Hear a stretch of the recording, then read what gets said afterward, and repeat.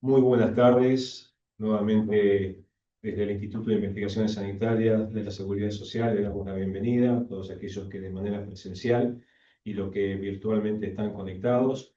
Agradecerles la presencia. Y bueno, en esta oportunidad, con un curso, yo diría, innovador. No por el tema, sino en el abordaje. Me acuerdo que en su momento, cuando hablaba con el doctor Luis Servino, con el cual hoy vamos a contar en apertura, yo le decía, qué importante esto del acceso y desde la visión del financiador, porque no solamente es un tema propiedad de los laboratorios farmacéuticos, sino también tiene que ver qué pasa con el financiador, porque esta situación se manifestaba de alguna manera hace muchos años atrás, donde el acceso prácticamente nadie hablaba de lo que era el acceso, y hoy, ante un panorama bastante crítico a nivel mundial de lo que es el sistema de salud y de las nuevas tecnologías y todo lo que vamos a ver acá en el curso, nos permite a nosotros tener una visión un poco más holística, más sistémica. Y es sumamente importante porque en realidad el acceso requiere fundamentalmente de limar la asimetría que puede existir entre el financiador y el proveedor, que en este caso el productor sería el laboratorio. Por eso es muy importante y queremos darle la dinámica a este curso de un ida y vuelta, ¿no? De que puedan opinar, de que puedan sacar sus propias conclusiones, de que puedan aportar, porque en realidad para el instituto y gracias a las autoridades que han permitido que llevemos adelante este curso, porque en realidad lo que pasa, lo que sucede, es que es sumamente importante el hecho de que aquellos que están hoy como financiadores no solamente tienen la parte teórica. Miren, yo llevo muchos años en la industria farmacéutica y estuve interactuando con muchos actores. Como una crítica constructiva, yo he escuchado hablar a muchísima gente, a profesionales, que desde el marco teórico, fabuloso. Ahora, la crítica constructiva es que cuando se lleva a la práctica, son muy pocos los que remontan el barco y hacen agua, porque si hay algo que yo he visto a través de los años, tuve muchos años en la industria farmacéutica, más de 40, es que realmente lo práctico, aquellos que son pilotos de tormenta, no solamente manejan la parte teórica, sino también que lo plasman en la actividad del día a día, en la gestión. Y de eso se trata el curso, de generar y de tener gestión, ¿sí? Y que el financiador les pueda brindar a cada uno de ustedes la visión acerca de lo que ustedes ven desde un ángulo y desde lo que ve también la industria farmacéutica. Y por supuesto lo que queremos a través de la primera clase, y ya de esta manera le voy a dar la palabra al doctor Luis Servino, que es nuestro director del instituto, que es su ojo crítico. A veces nos puede gustar o no, pero él es duro con la realidad, que vive con la realidad y gestiona la realidad.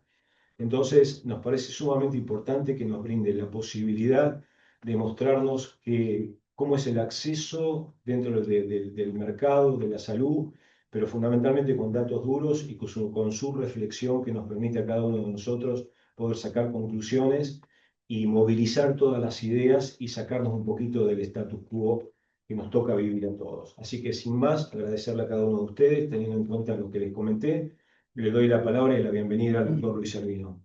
Luis, muy amable. Bueno, muchas Permiso. gracias, Víctor. Buenas tardes a todos. Hay algunas caras nuevas y otras que se repiten, más todos los que tenemos en sus casas o en sus trabajos siguiéndonos. Ya toda la introducción la hizo Víctor. La idea es que para hablar de acceso, bueno, tenemos que hablar y reconocer cómo es nuestro sistema de salud y nuestro sistema de atención médica en Argentina, porque justamente vamos a hablar de acceso de medicamentos. Medicamentos que durante muchos años ocuparon el presupuesto de salud, niveles que iban entre el 15, el 16, el 18% y que en la actualidad superan mucho más del 30%. Es decir, que el rubro medicamentos forma parte de un eslabón clave en lo que es el gasto en atención médica. Pero bueno, algunos que ya han venido a otros cursos, por ahí ya vieron parte de esta clase, algunos nuevos lo van a ver. a los que ya lo vieron, bueno, sepan disculpar, pero no podemos no hablar de nuestro modelo de atención médica que forma parte del sistema global de salud.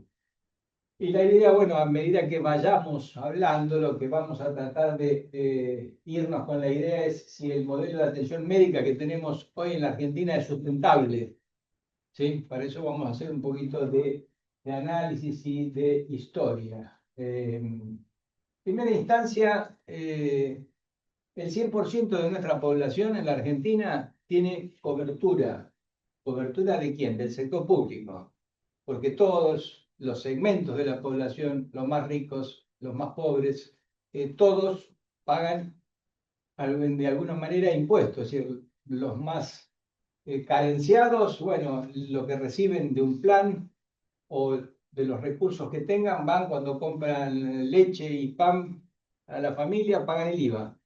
Y ese IVA va a rentas generales y eso es lo que financia a todo el sector público de la Argentina, sea sector público nacional, provincial o municipal. Y de esa manera, como tienen pocos países, el 100% de la población tiene acceso al sector público que básicamente está representado por los hospitales. Fíjense que hablamos de acceso, ¿sí? Y ahí dice acceso y cobertura. El acceso es universal y es amplio, la cobertura tiene muchísimas limitaciones, ¿sí? Pero si buceamos un poco más, nos vamos a encontrar que si bien el 100% tiene cobertura pública, vamos a encontrar que hay un 64% de la población que tiene más de una cobertura, que son casi 30 millones de personas, que son los que vemos acá en la imagen con la gente que tiene el paraguas grande del sector público, pero aparte tiene otro tipo de coberturas, esencialmente de la seguridad social. Y hay un 36% de población, alrededor de 17 millones de personas, que lo único que tienen es el hospital. ¿Sí? Esta es la primera aproximación macro al modelo de atención médica de Argentina. Acá vemos en esta imagen gran parte de lo que es el problema de Argentina como país con problema de pobreza, carenciado, donde tenemos niveles de ineficiencia que lo podemos ver acá. Y para que nos quede fijado, ¿no es cierto? Decimos, el 100% de la población tiene cobertura pública. Ahora tenemos un 64% que tiene más de una cobertura. Es decir, además de tener el sector público que paga, ¿sí? Tiene pública y obras sociales el 60% de la población, pública y medicina prepaga el 4%. Y hay gente, un 13% de toda la población, que tiene más de 2 coberturas. O sea, ¿esto qué significa? Que pagamos muchas veces, varias veces por un servicio que nos da uno, nos da otro, y ocurre que muchas veces parte de ese servicio termina siendo ineficiente, termina siendo de baja o mediana calidad. Y parte del problema es porque no hay una concentración de esos fondos, de esos recursos, ¿no? Para que se entiendan ejemplos prácticos, ciudades como la capital federal, rodeada por todo el cordón de la primera provincia de Buenos Aires, ¿no es cierto? Sí, es muy común de ver que alguien trabaje en capital, en un comercio, tenga OSECAC. Su esposa por ahí de ese matrimonio es maestra en la provincia, tiene IOMA. Los dos son titulares de 2 obras sociales que los recursos no se juntan, ¿sí? Y en general estamos hablando por ahí de aportes que son relativamente bajos. ¿Eso se podría resolver? Obviamente, se pudo resolver. Tuvimos un momento histórico donde creo que fue la única vez que ocurrió, a partir del 2015, donde el mismo partido político manejaba la provincia de Buenos Aires, la ciudad de Buenos Aires y el país. Así que haber resuelto este tema es gran parte del problema. Hoy IOMA es de la obra social provincial más grande de la Argentina.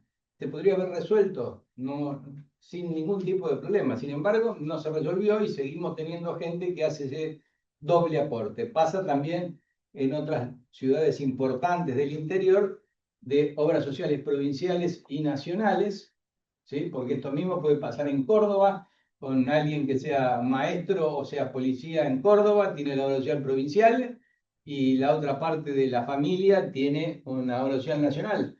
Los dos aportes van uno para cada lado.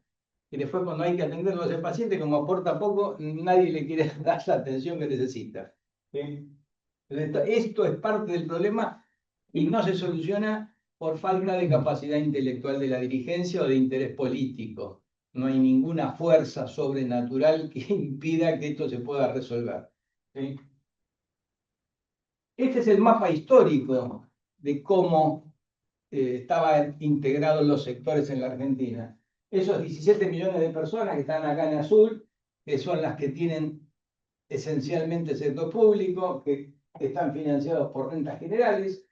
Después, perdón, el gran sector de seguridad social, donde teníamos históricamente 15 millones de obras sociales nacionales. Estas obras sociales nacionales son las que están bajo el control de la Superintendencia de Servicios de Salud. Básicamente, las más conocidas, las más importantes son las sindicales, o sea, las que son de extracción sindical, pero hay muchas otras, como las de dirección, modelo OSDE, o modelo cualquier otra de dirección, que formaban parte de este 15 millones de personas, y obras sociales de otra naturaleza, etc. Después tenemos 7 millones y medio de personas que forman parte de las 24 obras sociales provinciales. Cada provincia tiene su propia obra social y no dependen de la superintendencia, están en relación, se han creado por leyes exclusivas en cada provincia y dependen o están en relación en general con el Ministerio de Economía y el Ministerio de Salud de cada provincia. El PAMI, con alrededor de 5 millones y medio de personas, que tampoco depende de la Superintendencia de Salud, es un ente autárquico que está a nivel nacional, ¿sí? Y es la entidad que mayor poder de compra tiene de medicamentos, por lo tanto, toda la industria lo primero que trata de cerrar, y para tener un paraguas importante, es el convenio de PAMI. Y cuando PAMI no paga, la industria se pone nerviosa o genera realmente problemas importantes. Hay otro millón de personas, que es la plataforma chiquitita ahí turquesa, de alrededor de 1 millón de personas de obras sociales totalmente autónomas. El ejemplo típico es la obra social del Congreso, la obra social de las universidades, entre otras, ¿no es cierto? Son todas autónomas, creadas por leyes especiales y que no responden a ninguna autoridad de aplicación en general. Y por último, les aclaro que esto es histórico, ahora vamos a ver cómo se va modificando, alrededor de 1,5 millones de personas que forman parte de la medicina prepaga, que son los que van voluntariamente y pagan una cuota. ¿Sí? Es lo que se llaman en la jerga afiliados voluntarios a la medicina prepaga. Este era, digamos, el esquema histórico que había. La primera conclusión que tienen que sacar es que esencialmente el modelo de atención médica en la Argentina es de seguridad social, porque todo este segmento de acá, salvo el azul y las dos puntas, todos los demás se financian con aportes y contribuciones, ¿sí? Con un porcentaje del salario, que en el caso de las nacionales es del 9% del salario, y en el resto tienen diferentes tipos de aportes. O sea, las obras sociales provinciales no tienen el mismo aporte todas, y no todas es del 9%.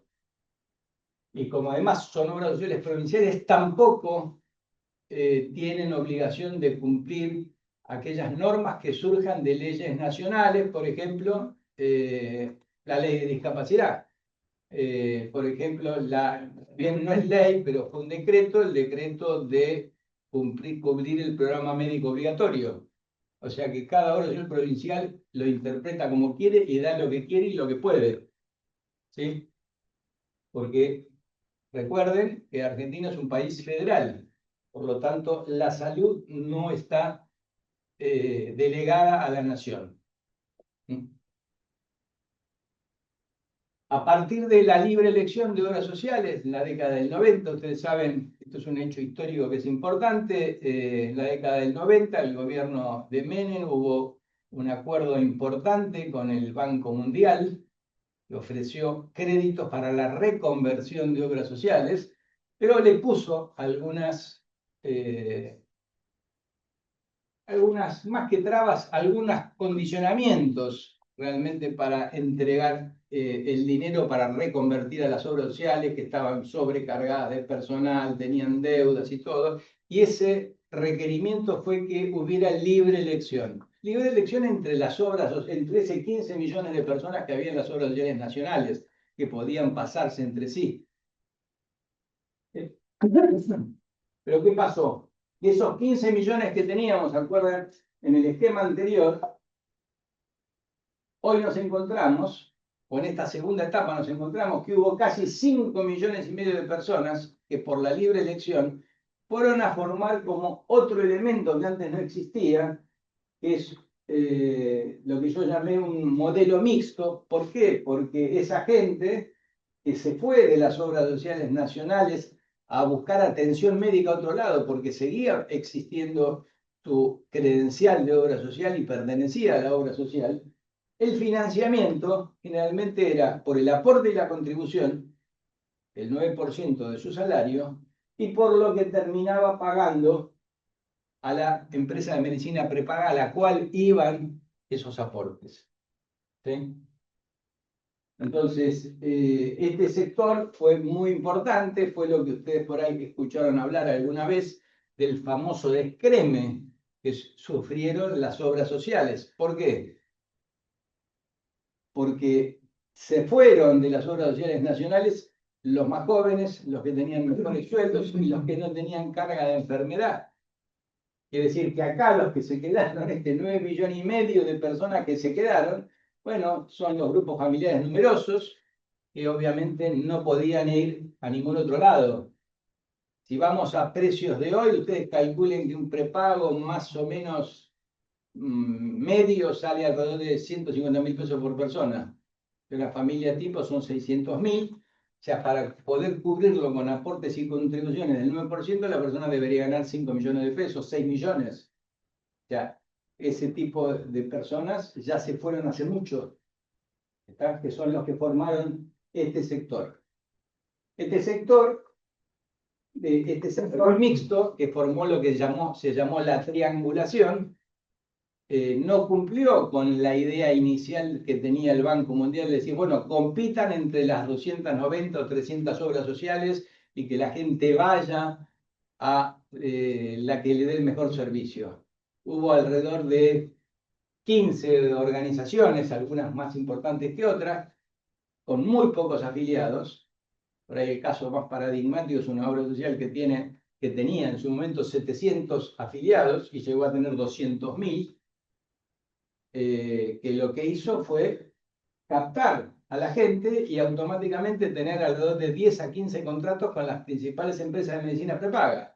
Entonces hacía lo que se llamaba la triangulación, recibía el afiliado de cualquier obra social nacional con el perfil que estamos hablando, gente joven, sana y con buenos sueldos, se quedaba con un porcentaje y mandaba esos aportes a la empresa de medicina prepaga con la cual tenía convenio. Eso es lo que se llamó la triangulación. ¿Cuántos se quedaban? Bueno, en términos generales se podían quedar con un 2% del aporte, un 3%, y otros se quedaban con un porcentaje más alto, porque decían, bueno, yo te paso al afiliado, pero le voy a dar tal o cual prestación, o le voy a dar tal o cual plan. Entonces ahí se quedaban con un porcentaje un poco mayor, pero le daban una contraprestación.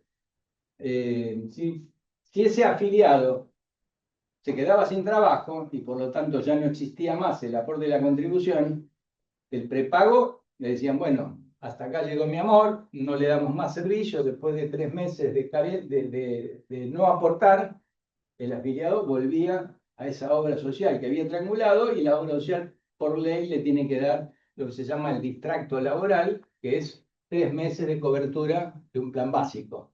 Se lo daba a la obra social, no se lo terminaba dando el prepago. Y ese era el riesgo que corrían los que triangulaban. Pero hicieron un negocio fabuloso y maravilloso las obras sociales que se dedicaron a hacer esta triangulación. Hoy están, lo vamos a ver más adelante, pero bueno, hoy están muchas al borde de presentarse. Algunas ya se presentaron en concurso y están al borde de la quiebra. ¿Sí? Vamos a ver por qué. Esencialmente, a partir del nuevo gobierno, lo que hizo es colocar a las empresas de medicina prepaga como agentes del seguro de salud. Es decir, le dio el mismo estatus jurídico que a las obras sociales. ¿Qué significó esto? Les dijo, bueno, ya no necesitan triangular más, no necesitan que una obra social intermediaria le mande los aportes.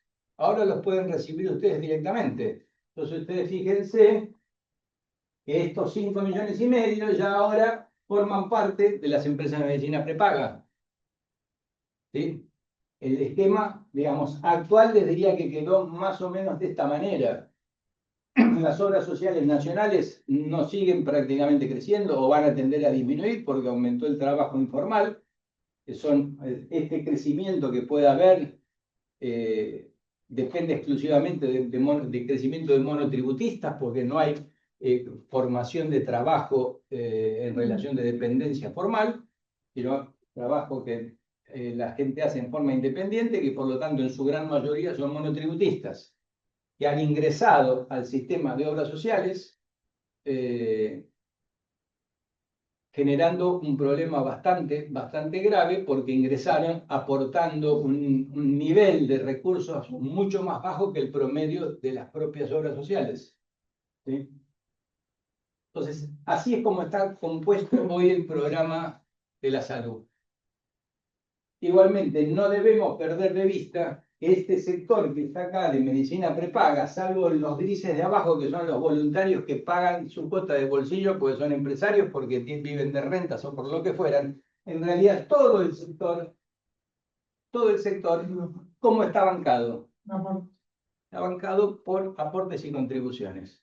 Y esa es digamos, la condena que tenemos. O sea, pensar que un sistema de atención médica puede ser financiada por un aporte del salario es prácticamente imposible y hoy les diría que no existe en ninguna parte del mundo. ¿Sí?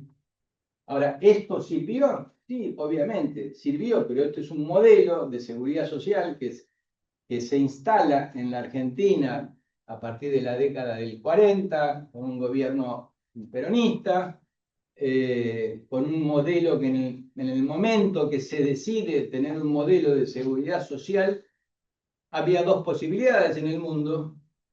Una posibilidad era copiar el modelo inglés de posguerra, que era el modelo del estado de bienestar y un modelo total y absolutamente público, y un modelo que llevaba mucho más años, que era el modelo alemán de Bismarck, que ya llevaba varias décadas y que muchos de los habitantes de Argentina, como eran hijos o eran inmigrantes, ya lo conocían porque se había implementado en Alemania y en otros países de Europa, que era el seguro por enfermedades laborales. En la Argentina, en ese momento donde la actividad sindical empezó a crecer, donde había una situación de casi de pleno empleo, lo que se optó fue por el modelo de seguridad social. O sea, no se optó por el modelo inglés de financiamiento público. Cosa que ahí hay una gran discusión, porque ustedes ¿saben quién fue el primer ministro de Salud de Argentina? El primer ministro fue Ramón Carrillo, era médico en el gobierno de Perón, del Hospital Militar, lo conoce accidentalmente a Perón en una internación y lo convence de la importancia de desarrollar un ministerio. Bueno, Perón lo nombra ministro de Salud. Pero la idea, por lo menos en todos los escritos que hay en las obras de Carrillo, él era mucho más proclive a pensar en un modelo inglés que en el modelo de seguridad social. De hecho, duplicó la cantidad de camas de los hospitales y desarrolló el sector público. ¿Sí? Pero, indudablemente, lo que terminó triunfando fue lo que se llamó el movimiento de la comunidad organizada, todo el gran desarrollo de la actividad sindical que fue empezando a tener las primeras obras sociales de la Argentina. No existía una ley de obras sociales, pero empezaron a crearse por leyes individuales, la obra social del Ministerio de Economía, del gobierno de la Ciudad de Buenos Aires. En esa época no era ciudad autónoma, era el municipio, bueno, pero se empezaron a crear por algunas leyes puntuales obras sociales, como la de ferroviarios es una de las primeras. En ese momento piensen que la actividad ferroviaria era muy, muy importante. Esa obra social ferroviaria tuvo importantes hospitales y así se empezó a desarrollar el sistema. Este sistema de obras sociales tuvo su punto culminante, paradójicamente, en un gobierno de facto que fue el gobierno de Onganía. Onganía crea la ley 18610, que es la primera ley de obras sociales. ¿Sí? Porque hasta ese momento había leyes independientes que había creado algunas obras sociales.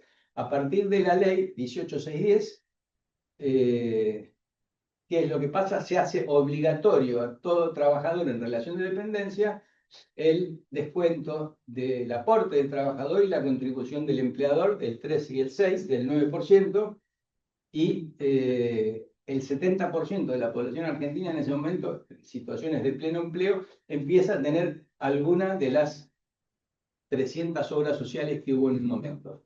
Hoy por ahí hay 280. En su momento de esplendor había 300 obras sociales, todas vinculadas a la actividad y todas con el mismo componente de cautividad. ¿Sí? Cautividad, ¿qué significaba? Que si vos eras un trabajador de la actividad o de la industria maderera, vos nacías, te desarrollabas y tenías la obra social de la madera. Te atiendan bien, regular o mal, no te podías ir. Tenías la de actividad del vidrio, eras del vidrio, y si eras de la actividad de comercio, tenías comercio. Y así se desarrolló el sistema, ¿sí? Con mucha cautividad, con mucho desarrollo del poder sindical, que fue lo que se combatió siempre de los sectores políticos en los distintos gobiernos, porque las obras sociales le dieron mucho poder al sector sindical. Ustedes recuerden que la mayor parte de estas obras sociales nacionales estaban vinculadas con la actividad sindical. ¿Sí? De ahí se habló en determinado momento de la famosa caja de los sindicatos, atribuyendo que la dirigencia sindical extraía recursos destinados a los aportes y las contribuciones para actividades políticas o para lo que fuera, no destinadas a la salud. Pero esa fue la primera parte de la historia.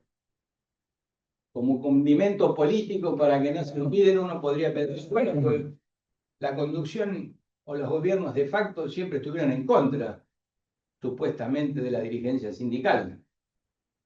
Pueden interrumpir si quieren o hacer alguna pregunta también a los que están desde casa.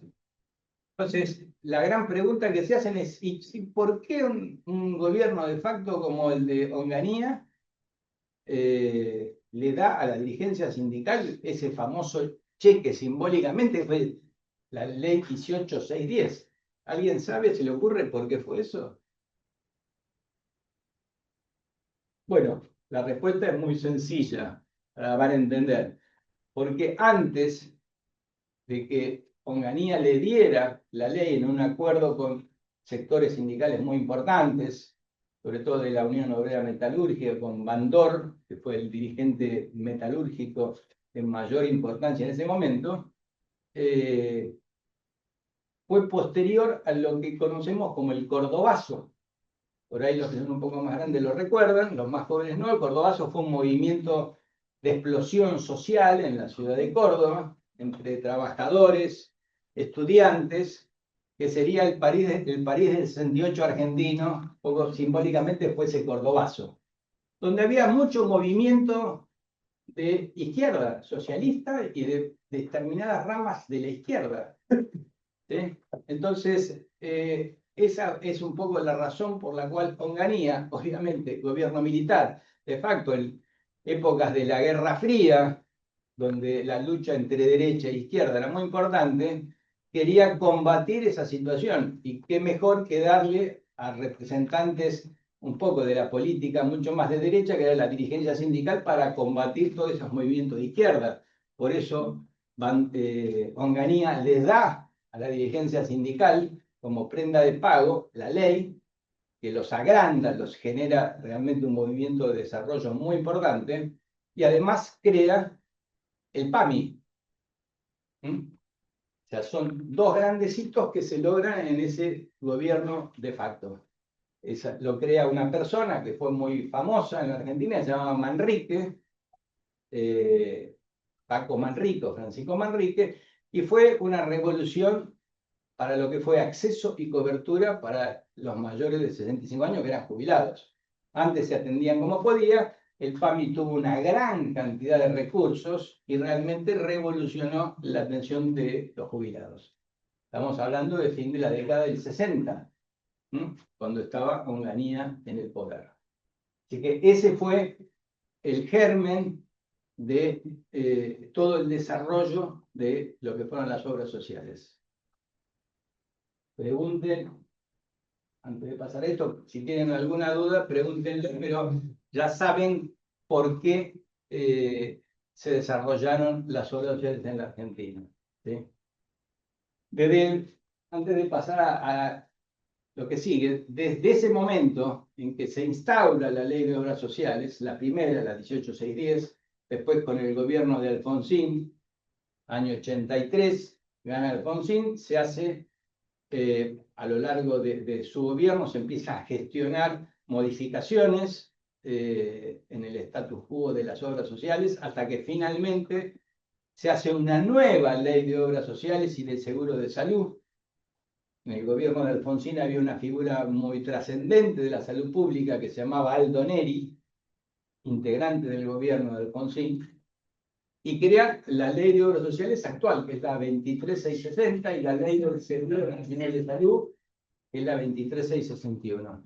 Esencialmente, no hay muchos cambios con la 18610 desde el punto de vista de lo que es de lo grueso, de lo que es el componente económico, que se va a financiar con el 3 y el 6% de los aportes. O sea que eso no se modifica. ¿Qué es lo que aparece como algo consolidado en la ley de nueva actual?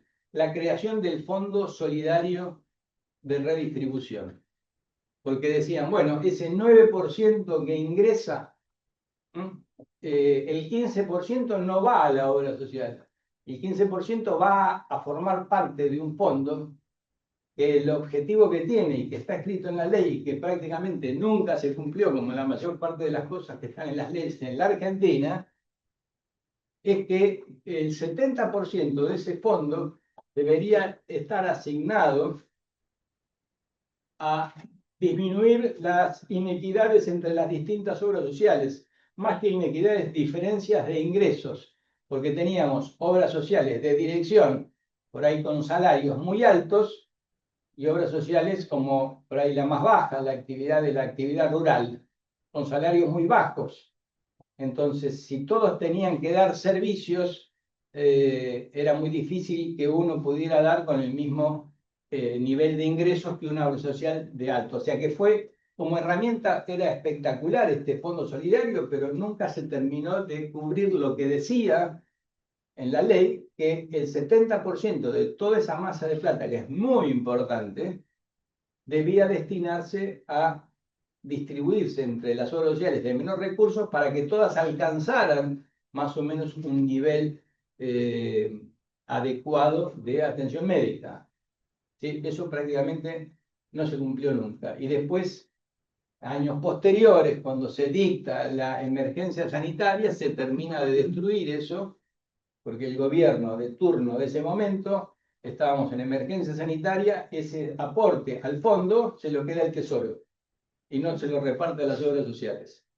Parece una locura, pero bueno, así es. Y en vez de distribuir automáticamente, como dice la ley, los recursos, lo destinan a cobertura de medicamentos de alto precio. O sea, con lo cual lo que logran es tener una buena relación con la industria farmacéutica. ¿Sí? Cuando en realidad se debería haber distribuido entre las obras sociales y que la obra social defina, ¿sí?, cómo iba a ser esa política. ¿Sí? Entonces, estos son un poco hitos importantes que sirven para entender cómo fue avanzando el sistema de obras sociales. Ahora, decíamos, ¿por qué se elige Se elige, como les dije, porque era un modelo que la mayor parte de la población trabajadora lo conocía por sí mismo o por sus antepasados viniendo de Alemania y otros países de Europa. ¿Sirvió en algún momento el modelo? Sí, por supuesto que sirvió muchísimo, porque era un modelo realmente solidario, porque aportaban todos a una misma caja, los más jóvenes bancaban a los más viejos, los sanos a los enfermos y los que tenían mayores ingresos a los que tenían mejores ingresos. Todo era bárbaro, este cuento era muy lindo, pero les diría que empezó a entrar en colisión a partir del año 80 aproximadamente. ¿Sí? ¿Por qué empezó a entrar en colisión? Porque todo lo que es la atención médica empieza a revolucionarse. Pongo como hito el año 80, les voy a dar algunas cifras, algunos más que cifras, conceptos para que no se olviden, que tienen que ver con la aparición de las nuevas tecnologías. El año 80 es el año que yo me recibí de médico. Por más que me vean así de joven, ya tengo 45 años de médico. El año 80 teníamos en la Argentina uno o dos tomógrafos, nada más, en toda la Argentina. Yo era médico de PAMI, ya se había creado el PAMI. En la residencia me daban ya un día libre para poder trabajar. Trabajaba en PAMI y trabajaba en la zona oeste. Venía un paciente con una ACV, lo tenía que traer el único tomógrafo que había, que estaba acá en la calle Ayacucho. 45 kilómetros para hacerle una tomografía a un paciente de PAMI con ACV. O sea, lo bueno antes era que antes de que existiera la ley de PAMI, el paciente se moría en la casa. No lo atendía nadie. ¿Sí? Existe la ley de PAMI, ahora le das la atención y le das la posibilidad, porque la tecnología está, de que se haga una tomografía y poder ver cómo lo ibas a tratar. ¿Sí? Hoy en Argentina, después de 45 años, debemos tener solamente en la ciudad de Buenos Aires más de 200 tomógrafos. ¿Sí? O sea, hoy cualquiera y de cualquier cobertura accede a una tomografía porque el propio paciente le dice al médico: doctor, ¿no me va a pedir una tomografía? Ya que hay una explosión de tecnología terrible y de costo que trae la tecnología aparejado. Que digamos, no estoy renegando en contra, quiero decir que en un montón de eventualidades antes se trataban a muy bajo costo porque no existían nuevas tecnologías y hoy eso se multiplicó por 3, por 4 o por 10. Ejemplos por ahí más puntuales de patologías muy prevalentes, por ejemplo, el infarto de miocardio. Es una patología sumamente común. ¿Sí? En esa época yo estaba en un hospital de alta complejidad, internamos un infarto y como decíamos en broma, le hacíamos palmoterapia, que era, bueno, ya se va a recuperar, porque lo colgábamos, lo poníamos en unidad coronaria, un suerito, y en esa época el tratamiento era, bueno, del dolor y por ahí de alguna droga que valía 2 pesos por si tenía el paciente una arritmia. Si andaba bien, a los 7 días se iba a la casa y se acabó la historia. ¿Sí? Año 80. En la actualidad, vamos a suponer en ese mismo paciente con las mismas características ingresa a una unidad coronaria, automáticamente angiografía, si tiene una lesión importante, angioplastia, si tiene la posibilidad de hacerse en tiempo en el cual hay una ventana terapéutica, aparte de la angioplastia, le van a poner un stent. Con el tiempo ya ese stent se modificó a usar un stent con drogas que vale muchísimo más. El paciente probablemente se vaya a los 5 días, pero el costo es 400% mayor que el que yo atendía en el año 80. ¿Sí? Ahora yo como obra social sigo recibiendo lo mismo por ese paciente. Estamos hablando de un paciente hipotético, ¿no es cierto? De una patología altamente prevalente. Y con lo que ustedes quieran pensar, pasa exactamente lo mismo. Cáncer de colon. Bueno, el cáncer de colon cuando llegaba, ya generalmente se diagnosticaban tarde y se hacía lo que podía, cirugía y alguna quimioterapia muy precaria. Hoy en día, con el aumento de las endoscopías, con el aumento de las videocolonoscopías y todo, por suerte se puede hacer un diagnóstico mucho más precoz y los esquemas de tratamiento que son altamente eficientes mejoraron muchísimo la sobrevida de los pacientes. Por ahí no tanto como quisiéramos, pero mejoró muchísimo.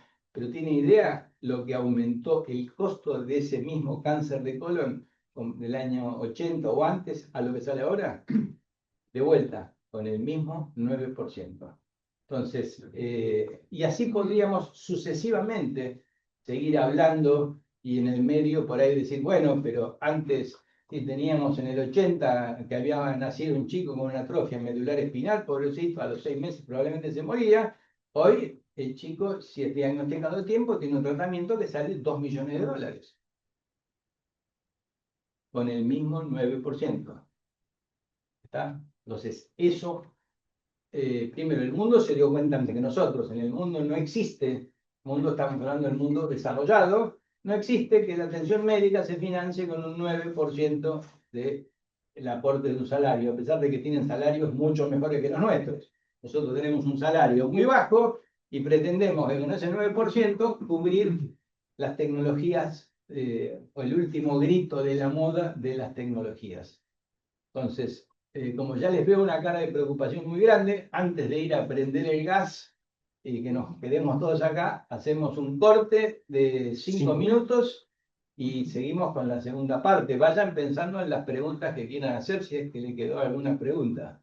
Bueno, nos vemos en 5 minutos. Bueno, acá ya en la segunda parte, después del café, bueno, habíamos quedado que los que quisieran hacer alguna pregunta la hagan. Ya acá tenemos una, así que nuestro compañero de gastronómicos, Osutgra, tiene la palabra. La pregunta que yo me hago muchas veces es si juntáramos todos los grupos, sacando por ahí el PAMI, que es una situación distinta, o sea, reuniendo todo en una sola caja, la situación sería funcional. Si hay un estudio, digamos, donde uno diga, bueno, a las prepagas va tanta plata, las provinciales recaudan tanto, las obras sociales tanto, más lo que va por rentas generales. Yo digo, si juntamos todos, sacando el PAMI, porque el PAMI tal vez sea que el PAMI no va por los aportes que se les cuentan al jubilado, no.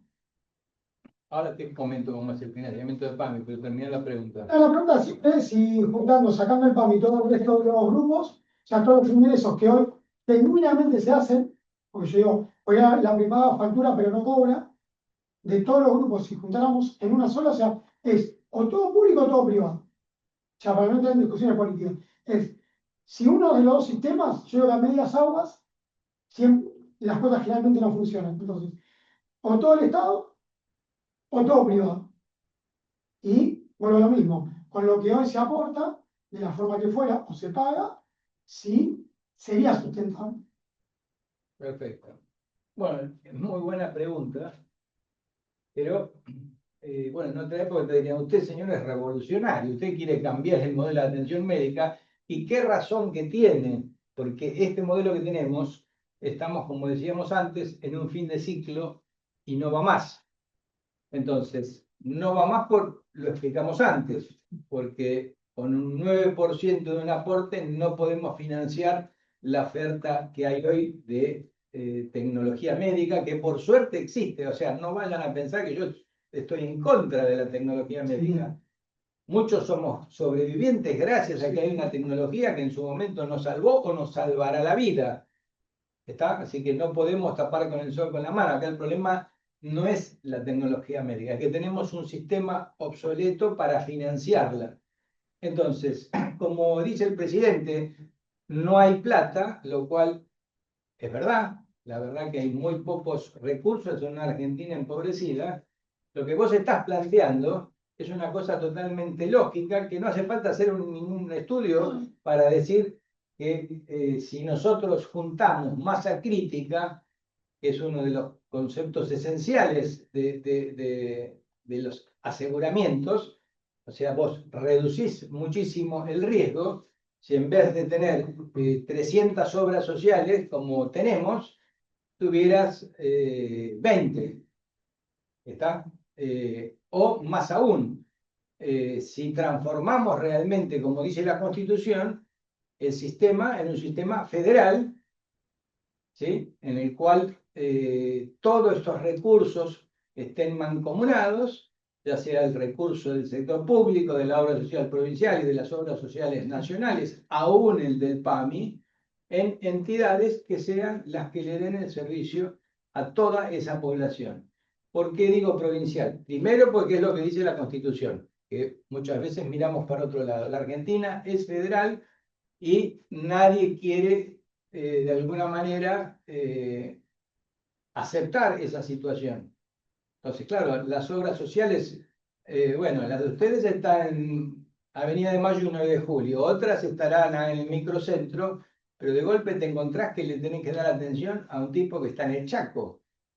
Y ya está estudiado que los recursos tienen que estar cerca de la gente. ¿Está? No a 1500 kilómetros de distancia, donde desde una oficina de capital, que somos muy centralistas y unitarios, queremos manejar el resto del país. Aparte se incrementa el costo y el riesgo se Bueno, por supuesto, pero la pregunta, no tengas ninguna duda, que si nosotros avanzáramos hacia un modelo de mancomunación de los recursos, ¿sí?, con un marco jurídico que avale eso, ese es el problema, digamos, que tenemos en la Argentina. Necesitamos una estructura jurídica muy fuerte. ¿Por qué? Porque si no va a pasar lo que pasa en PAMI. Vos trabajás en PAMI. PAMI tiene una ley que es muy buena. La pregunta es, ¿cuántas veces se cumplió la ley? Cada gobierno que asume, lo primero que hace es ir a buscar a algún amigo para decir, vos vas a ser interventor de PAMI. ¿Ustedes creen? Porque hay dos posibilidades. Porque les interesan los viejos o porque es el tercer presupuesto más grande de la Argentina. Porque es el presupuesto más grande de la Argentina, entonces no importa a los que nombran, si saben mucho, poco o más o menos. ¿Está? Sin embargo, el PAMI tiene una ley con un directorio que tiene que estar conformado de determinada manera. Vos preguntabas antes cómo se financia el PAMI. Se financia de dos maneras. Se financia con un aporte importante de la gente que está en relación de dependencia. Todos los que estamos en actividad en relación de dependencia aportamos. Y después se financia una segunda parte con el aporte de los jubilados. Que hay dos niveles de aporte. El que tienen la mínima hacen un nivel de aporte, los que tienen más de la mínima hacen otro aporte. Y eso es un tema importante porque la parte que aportamos los que estamos en actividad está claramente especificada en los registros de la AFIP o IARCA, y los registros de ANSES. La parte que aportan los jubilados siempre fue bastante críptica, porque lo maneja el ANSES y aún yo siendo funcionario nunca tuvimos acceso. ¿A qué viene esto? A lo largo de los gobiernos, cuando vos preguntabas, bueno, ¿le da el Tesoro los recursos al PAMI? Decía, no, le damos más de lo que corresponde, lo cual nadie lo demostró hasta ahora. ¿Por qué se los digo? Porque se manejan con una gran mentira, entre comillas, que es el presupuesto. Siempre PAMI hacía un presupuesto, lo que va a gastar en el 2025. Entonces, los gobiernos de turno te decían, nosotros le dimos más del presupuesto. Y yo le contesté cuando me tocó hacer consejo, a mí no me interesa el presupuesto, a mí me interesa lo que recauda. Porque el presupuesto puede ser 10, y PAMI recauda 15, y yo le di 12, me quedé con 3, no le di 2 de más. Entonces, digamos, controla los derechos de la tercera edad, tendría que estar preocupándose y pidiendo los últimos 15 años a ver cuánta plata le dio el Tesoro a partir de lo recaudado de PAMI, le dio al PAMI realmente, a ver si realmente siempre le dio más, cosa que yo creo que no es así. Yo creo que en muchas oportunidades se quedó con recursos del PAMI, para poder estar realmente sabiendo cuál es la realidad. Así que a tu pregunta, te la reitero, yo creo que el único destino que tiene la cédula argentina es federalizarse y generar estructuras que tengan una gran cantidad de masa crítica. Les diría que así funciona en la mayor parte de los países que tienen los mejores sistemas de salud. ¿Está? Ahora, eso para evitar que nos pase lo del PAMI, que hay una ley, pero que en este caso el gobernador diga, bueno, vamos a intervenir este ente que creamos. ¿Por qué? Porque maneja mucha plata, por la causa que fuera. Hay que crear, digamos, leyes que sean muy sólidas, donde primero estén representados los sectores.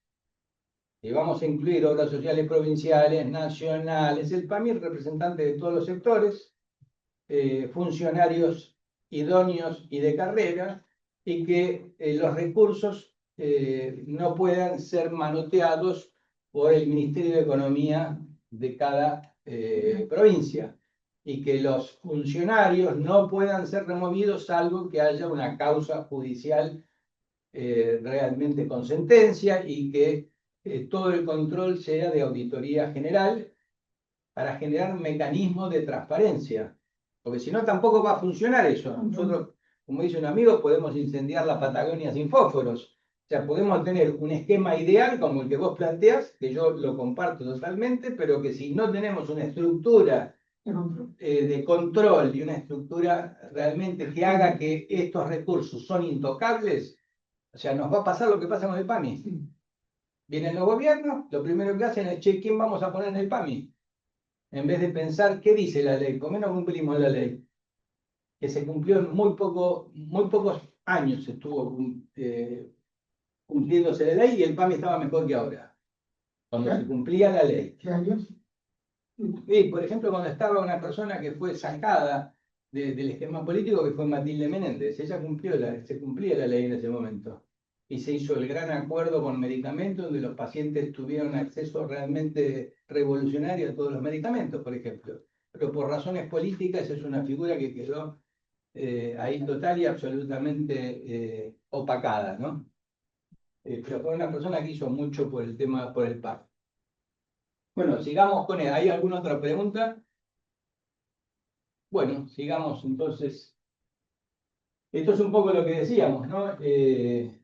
El deterioro que tenemos depende de esta situación, un incremento exponencial del costo de la atención médica y caída del poder adquisitivo del salario. Entonces, esto hace que sea imposible financiar con eficiencia el modelo, ¿no es cierto? Cuando vemos lo que gasta cada sector, también es una imagen que nos da un poco de claridad. Acá los sectores consolidados, habíamos dicho el sector público, que es el que no tiene nada, el que va al hospital público, son alrededor de 17 millones de personas. Esto es del año 21, pero más o menos las cifras son similares, ¿sí? Tiene un valor cápita que para ese momento era de alrededor de $1.000, ¿sí? Lo que se llama técnicamente dólares constantes. La seguridad social, toda la seguridad social provincial, todos en promedio, tienen un promedio de recaudación de $800. ¿Sí? Y el sector privado de $2.000. Y ahí estamos contando lo que la gente paga como prepago, etc. Entonces, ¿por qué puse en rojo el sector público? Porque es parte y es gran parte del problema. O sea, nosotros desde el sector público, que esencialmente son los hospitales, en gran parte, o sea, la mayor parte del gasto público son hospitales y estructuras ociosas, es altamente ineficiente.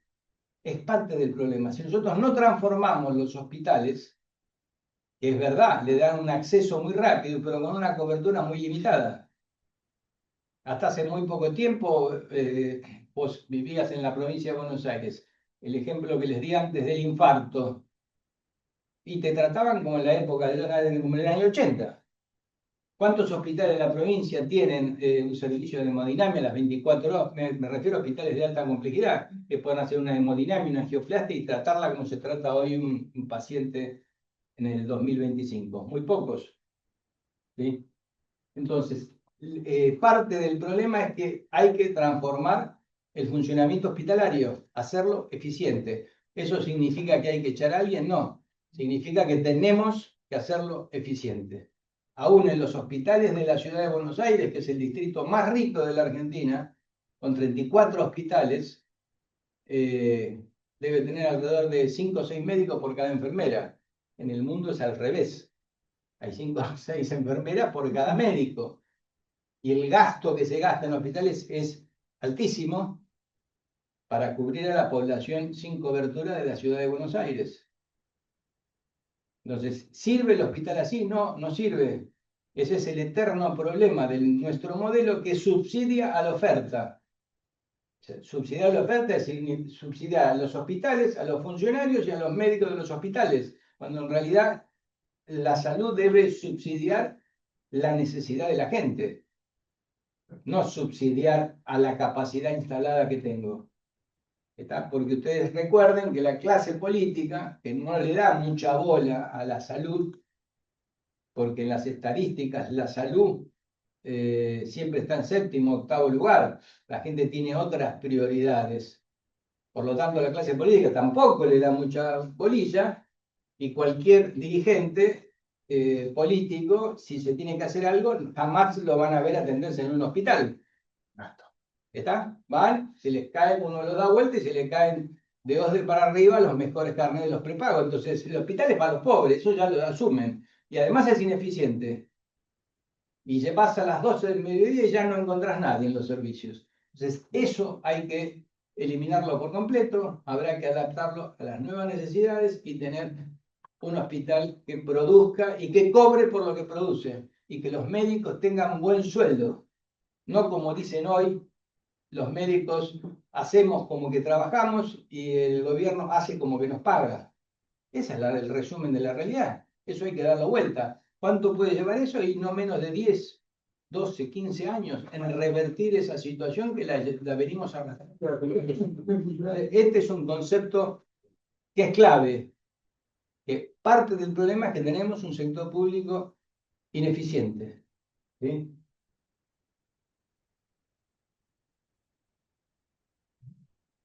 Estas nuevas tecnologías que venimos hablando, cómo impactan en el costo, bueno, esencialmente acá está el listado de la mayor parte de estas tecnologías, pero ustedes fíjense que los medicamentos son los que llevan la delantera, sobre todo la oncohematología, lo que llamamos hoy en día todas las tecnologías de medicina de precisión, para tratamientos oncológicos sobre todo, tratamientos para enfermedades huérfanas que hace 20 años no existían, y que son todos de costos millonarios. Drogas biológicas, tratamientos genéticos personalizados, ¿sí? Todos forman parte del rubro de medicamentos, por eso por ahí de un 15, un 18% del gasto en medicamentos en salud, hoy superamos el 30%. ¿Sí? Y esto es un estudio que hice para que vean, muy sencillo. Yo tomé diciembre del 2018 comparado con diciembre del 2023, 5 especialidades ambulatorias que son prácticamente las que más se venden. De todas tomé, por ejemplo, antibiótico, un ansiolítico, ulceroso, T4 y estatinas. De todas tomé el antibiótico, el mismo antibiótico en el 2018 y en el 2025, la misma marca, no importa si era ABC1 o C, pero todos la misma marca, la misma presentación, la misma cantidad de comprimidos, ¿sí? En el 2018 y la misma marca que seguía existiendo en el 2023. ¿Y lo comparé con qué? Con el salario mínimo vital y móvil. Entonces, fíjense, de este antibiótico con el salario mínimo, si yo lo invertía en antibiótico, compraba 82 cajas. En el 2023, 66. En ansiolítico fue mucho mayor. Compraba 120 cajas en el 18, hoy compro de la misma marca y de la misma presentación 37 cajas. Y así sucesivamente con todos. El resumen es que con el salario mínimo vital y móvil, que fue también aumentando, compro la mitad de los medicamentos. ¿Cuáles son las dos lecturas de esta? Primero, que hubo un aumento muy importante de medicamentos, ¿sí? Y por otro lado, que cayó drásticamente el poder adquisitivo del salario. Les reitero, salario que nos va a financiar la atención médica. Entonces, esto hace que el círculo, obviamente, es un círculo vicioso, en el cual hace que estemos viviendo en el fin de ciclo de este modelo si no vamos hacia un modelo superador.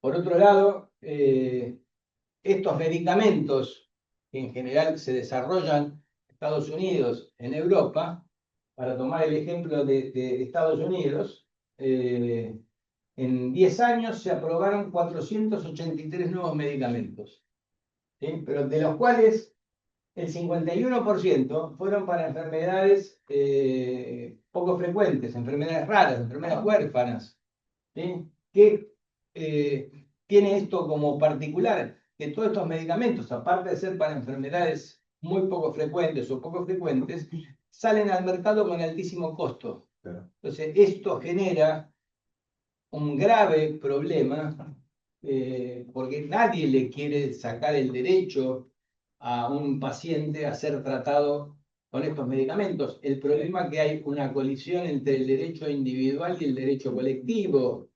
Claro, y no había interregulador.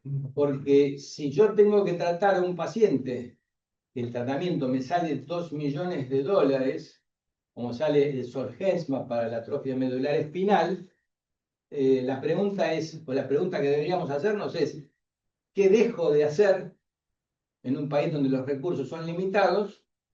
¿Qué dejo de cubrir para pagarle a este paciente los 2 millones de dólares? Y para una enfermedad mucho más frecuente ¿Mm? que afecta a más personas. Pero ¿Cómo? con la plata acá, O bueno, capaz que un tratamiento a un montón de gente que sufre enfermedades. Es el acuerdo de precios.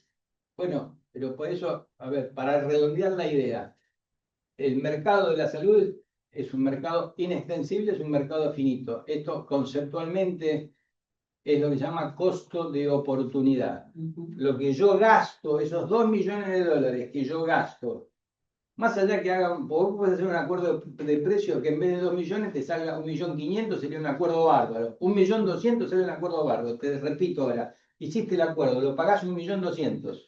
Ahora justamente el gobierno compró 12 tratamientos, lo debe haber pagado más barato. La pregunta es, en un país con 40% de pobres, con chicos desnutridos, con un nivel de desnutrición, mortalidad infantil y mortalidad materna que es vergonzosa, ¿cuál es la prioridad? Mayor bien. ¿Cuál es la prioridad?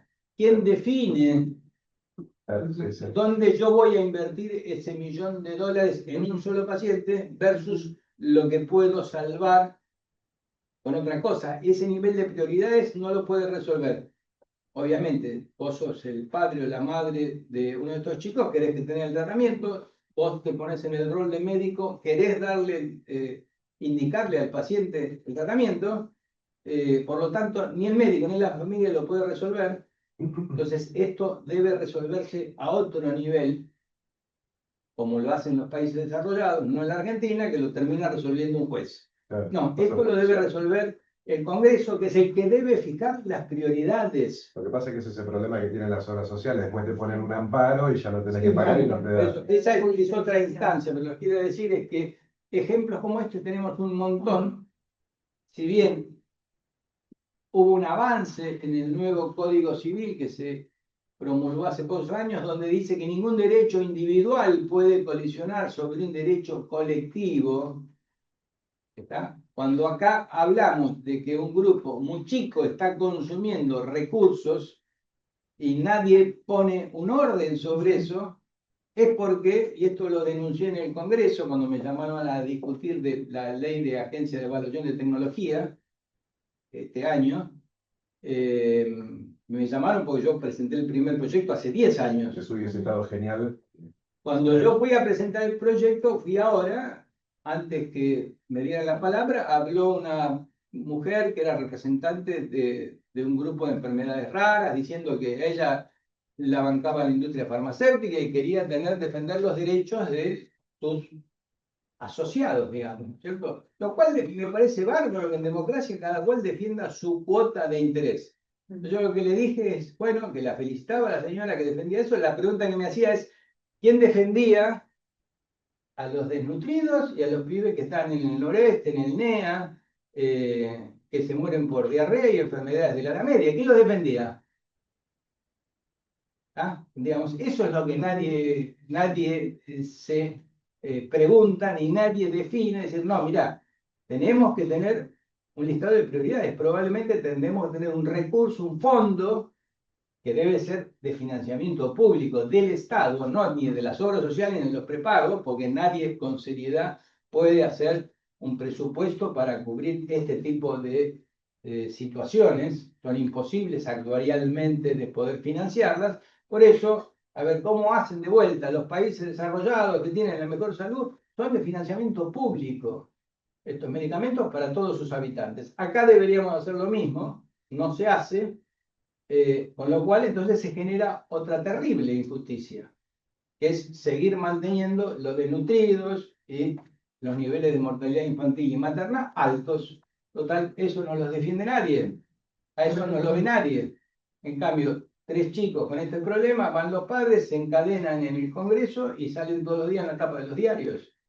Entonces, ahí es donde tenemos una terrible colisión, ¿no? Vos tenías que hacer una pregunta. No, yo ahora es la judicialización, pero ya salió. Bueno, la judicialización que tiene que ver con nuestro modelo de atención médica ocurre esencialmente por un problema muy sencillo de resolver que hemos presentado en su momento un proyecto de ley y nuestros legisladores no lo resuelven. ¿Por qué hay judicialización? Por una razón sencilla. En las obras sociales tenemos que cubrir una cosa que se llama programa médico obligatorio, que ni siquiera tiene fuerza de ley, es un decreto, ¿sí? Un decreto que se fue desdibujando a lo largo del tiempo porque la Corte Suprema tuvo varios fallos a lo largo del tiempo que dijo esto es un piso, o sea, no es lo máximo que ustedes tienen que cubrir, con lo cual cualquiera puede pedir cualquier cosa. Hemos tenido casos que siempre los nombramos porque son tragicómicos, como decir, quiero que mi hijo que es autista le hagamos delfinoterapia en Miami. Y probablemente si vos como obra social le decís, no, pero eso nosotros no podemos, bueno, gracias, va al juzgado, el juzgado le dice, sí, ¿por qué no? Vaya y te obliga como obra social a mandar al chico a Miami. Pero esto no es una cosa rara ni humorística, pasa infinidad de veces con cualquier tipo de situación. Entonces, ¿cómo se resuelve esto? Bueno, eliminar para siempre el PMO y hacer lo que se llama una canasta de servicios explícita que diga, por ejemplo, en este caso que nos ocupa autismo. El autismo se cubre con tal y tal prestación y taxativamente todas las cosas que vos como obra social o financiador tenés que cubrir. Si te piden algo que esté por fuera, bueno, vas a tener que hacerle el amparo, pero al gobierno nacional, no al financiador. El gobierno nacional es el que tiene la potestad de la salud, no la tiene la obra social. Es una cosa delegada del gobierno al financiador. ¿Está? Entonces, haciendo eso que ya les digo, les presentamos el proyecto de ley en su momento, el Congreso lo tiene ahí archivado, no lo discute. Bueno, otra cosa importante que ustedes tienen que saber del modelo de salud, que gran parte de todas las cosas que los médicos hacemos no sirven para nada. ¿Sí? Un 20 ya está estudiado esto en el mundo, no es que se me ocurrió a mí después de tomarme una ginebra, sino que está estudiado en el mundo que hay alrededor de un 20% de todas las cosas que hacemos en la práctica cotidiana que no agregan ningún tipo de valor. Estamos hablando de volúmenes importantes, ¿sí? Y eso es lo que se llama desperdicio. Son los desperdicios, esto lo describió un tipo que es realmente un gran profesor, que se llama Donald Berwick, que definía que los modelos de atención médica deberían tener este triple objetivo, que es mejorar la salud de la población, mejorar la experiencia de atención del paciente y reducir los costos por cápita de esa atención médica. Para lograrlo, obviamente, se necesita eliminar este waste, como lo llamó él, ¿sí? Que en la Argentina y en el mundo se tradujo mal porque hablan de desinversión, pero en realidad waste es desperdicio. Es decir, cuando vos haces una práctica que no corresponde, que no le sirve al paciente, eso no, dejar de hacerla no es desinvertir, no, dejar de hacerla es hacer la medicina que corresponde. Porque vos estás eliminando este desperdicio. Y este es un movimiento que existe ya en el mundo desde hace muchos años. Hay listas enteras de todas estas prácticas que se hacen rutinariamente. De hecho, usamos la palabra, viene el paciente, le pedí una rutina, ¿no es cierto? Le pedí una rutina. Hoy justamente estaba viendo un paciente en el consultorio, una persona joven que estaba por hipertensión, le había dicho, bueno, tenés que hacerte análisis porque no era de otra entidad, qué sé yo, y me viene con los análisis que le había pedido un médico. Y, por ejemplo, le pidió un coagulograma. Le digo, ¿pero vos te vas a operar algo? No. Entonces le pidió un examen de coagulación. Y no le pidió, por ejemplo, una glucemia. Una persona con exceso de peso. Bueno, a ver, de ese tipo de cosas donde los colegas no se pone en el cerebro para atender, está lleno.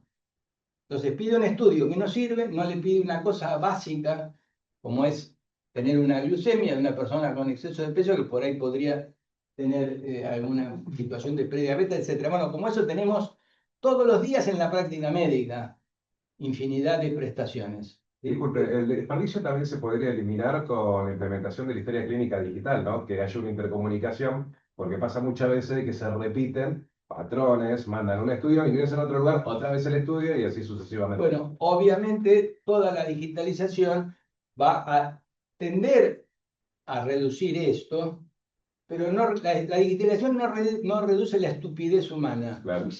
¿no es cierto? Y que el médico piense que eso, digamos, yo en eso no soy corporativo.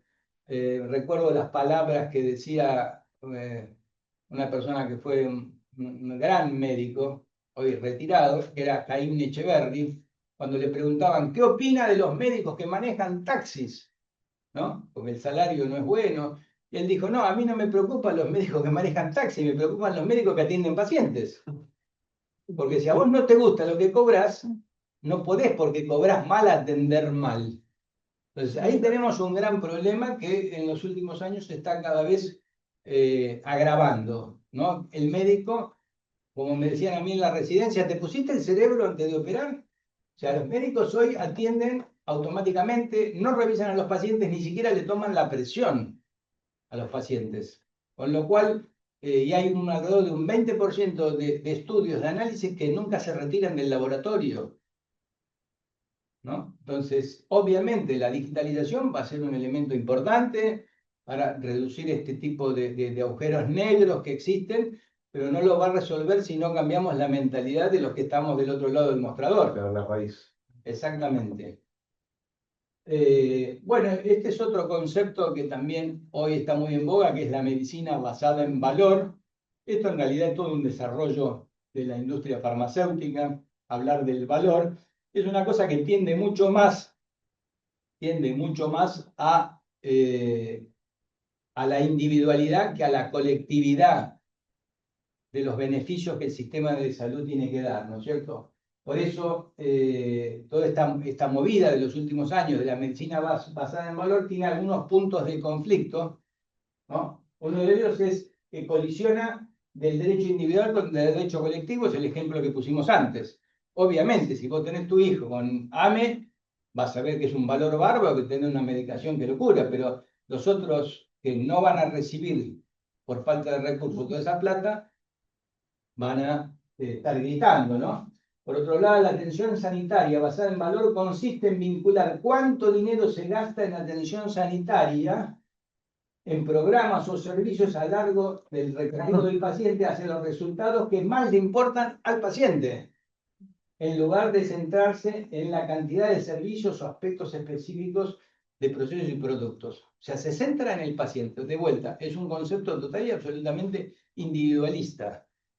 No es un concepto colectivista y la salud pública tiene que ver con el derecho colectivo de todos, ¿no es cierto? Y por otro lado, la práctica basada en la evidencia puede facilitar la atención más adecuada y con mejores resultados, pero no es el objetivo final de la medicina basada en valor, porque hay infinidad de casos, inclusive judicializados, de cosas que sabemos que no tienen valor, pero que la justicia se la da. Ahora, para el paciente o para la familia es un valor bárbaro. Uy, me dieron tal cosa. Y lo viven como valor aunque no tenga evidencia. Así casos puntuales, yo era funcionario, era superintendente, había un escritor argentino muy famoso que tenía una enfermedad rara, que era un NELA, una esclerosis lateral amiotrófica sin tratamiento, pero había un tratamiento experimental que salía $150.000. Y vino la mujer y dice, bueno, yo quiero que le den el tratamiento. Pero mire, señora, que no hay experiencia, bueno, pero quiero que se lo den. Y vos entrabas en la página del laboratorio y era el caso 125, experimental totalmente, y hubo que dárselo, porque iba a ir ya directo al amparo, con lo cual nos iba a salir los 125.000 más los gastos de los abogados. A ver, ¿eso tenía evidencia? No, no tenía evidencia, el paciente a los 2 o 3 meses se murió igual, la experiencia esa después de 1 o 2 años más se dejó de hacer porque no servía. Ahora para el paciente tuvo valor. Ahora, desde el punto de vista sanitario no había evidencia ni tuvo valor también social. ¿Está? Por eso la medicina basada en valor sirve, es muy funcional para la industria para poder imponer determinadas cosas. Hacer una consulta, ¿ustedes lo que querían crear, que presentaron al Congreso, es algo parecido al NICE, algo así, digamos? No, nosotros presentamos el primer proyecto de Agencia de Evaluación de Tecnología. Sí, ponele que Sí, sí. es una cosa homóloga a lo que fue el NICE, digamos, y lo que es el NICE. Pero que existen agencias, sobre todo nosotros viajamos a Barcelona, que fue el lugar que tiene una agencia muy parecida a nuestra mentalidad. Hay en Australia, hay en Canadá y en muchas partes del mundo. Pero bueno, ¿qué es lo que hace falta justamente acá para Es un complemento. La agencia no va a funcionar si no tenemos una canasta explícita de servicios. Porque la agencia no va a resolver la judicialización si el juez no tiene sobre qué fallar. Claro. El juez tiene que decir, no, mira, a la obra social, al prepago no le corresponde cubrir esto. ¿Sí? Entonces, vos no eliminás la institución amparo, que es una institución judicial. Lo que vos le decís, bueno, usted no se le puede hacer el amparo a él, se lo tiene que hacer al que tiene la obligación constitucional de la salud, que es el Estado, no la obra social. La obra social tiene delegada esa función y tiene que tener un límite dado por el contrato que vos establecés entre el afiliado y la obra social o el afiliado y el prepago. ¿Sí? Pero para que no sea tan negra la tarde y ya para ir terminando, podemos decir, bueno, ¿qué es lo que hay que cambiar para que esto cambie? Bueno, en primera instancia, el cambio del modelo de atención médica. O sea, no existe en el mundo modelo de atención médica como el de la Argentina, que cada cual va a adquirir al traumatólogo y ya que está, que lo vea el cardiólogo y si está el neurólogo que tenga un turno, más allá de que ahora los turnos son bastante largos, hasta no hace mucho tiempo vos ibas a un centro médico y por ahí te atendían 3 o 4 especialidades al mismo tiempo y no tenías un médico de cabecera. Hoy los afiliados siguen sin tener un médico de cabecera, por lo cual ese es el centro del modelo de atención médica, que es un médico de cabecera de familia bien formado y bien pago. Porque si hacemos médicos de cabecera que sean el último orejón del tarro, no nos sirve y primero tenemos que formar recursos que conceptualmente dentro de la comunidad médica sea el médico de mayor prestigio, como es el que lo popularizó en el mundo, que es Inglaterra, los famosos GP o General Practitioner, que son los médicos de mayor prestigio en la comunidad médica y son los que ganan un buen dinero. ¿Sí? Uso racional de los recursos, bono de desinversión, como he hablado, acuerdos basados en valor, canasta explícita de servicios, que es lo que hablábamos hasta recién, es decir, tirar a la basura el PMO y hacer una nueva canasta total y absolutamente transparente, que no es una canasta definitiva. Uno puede decir todos los años vamos a revisarla, vamos a poner lo que haga falta y sacar lo que nos dimos cuenta que no sirve. ¿Sí? Financiamiento público de las nuevas tecnologías. Por lo menos nosotros en el proyecto de ley pusimos por 3 años. O sea, una nueva tecnología durante 3 años la financia el Estado. Porque después de 3 años generalmente el valor baja, aparecen nuevos medicamentos o nuevas formas de tratarla que hacen que baje drásticamente. Integración del hospital público, un hospital público que sea bueno, que esté vinculado con las universidades, que no sea un ente aislado, que haya una carrera, que el profesional gane bien, pero que esté integrado al sistema de salud. El hospital público en general, salvo ahora por necesidad, estuvo divorciado de la seguridad social durante años. Era una mala palabra si vos del hospital mandabas, de la obra social mandabas un paciente al hospital, salvo a los hospitales pediátricos, que son los que mejores estuvieron manejados y los que mejores atención médica dieron. ¿Sí? Entonces tenemos que lograr que todos los hospitales sean como el Garrahan, no que el Garrahan sea la mosca blanca, ¿no es cierto? Establecer una política nacional de medicamentos, que eso es para otro curso. Utilización racional de las nuevas herramientas tecnológicas, que es lo que estamos viendo ya. Es muy útil lo que está pasando con la receta digital, que se está implementando sin mayores dificultades, da un acceso a información, lo mismo que una historia clínica electrónica que pueda ser intercambiable y que la podamos usar para poder hacer cosas realmente racionales. Y bueno, acá terminamos y bueno, las preguntas que les queden las contestamos si podemos.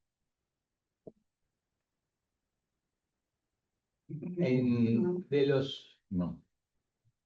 de los que están en sus casas, ya están todos desmayados. Sí, no sé. No, fuimos muy rápido, pero la idea es, vamos a hablar después ya de una cosa mucho más técnica de acceso, pero era importante ver el contexto donde vamos a discutir ese tema de acceso de medicamentos. El triángulo quedó para otro día. Me va a servir para la clase mía. Está bien. Bueno, Complementar. ya quiero decirte. 8 menos 20. Ah, bueno, ya nos pasamos de horario. Bueno, Vamos. gracias a todos. Gracias. Muchísimas gracias.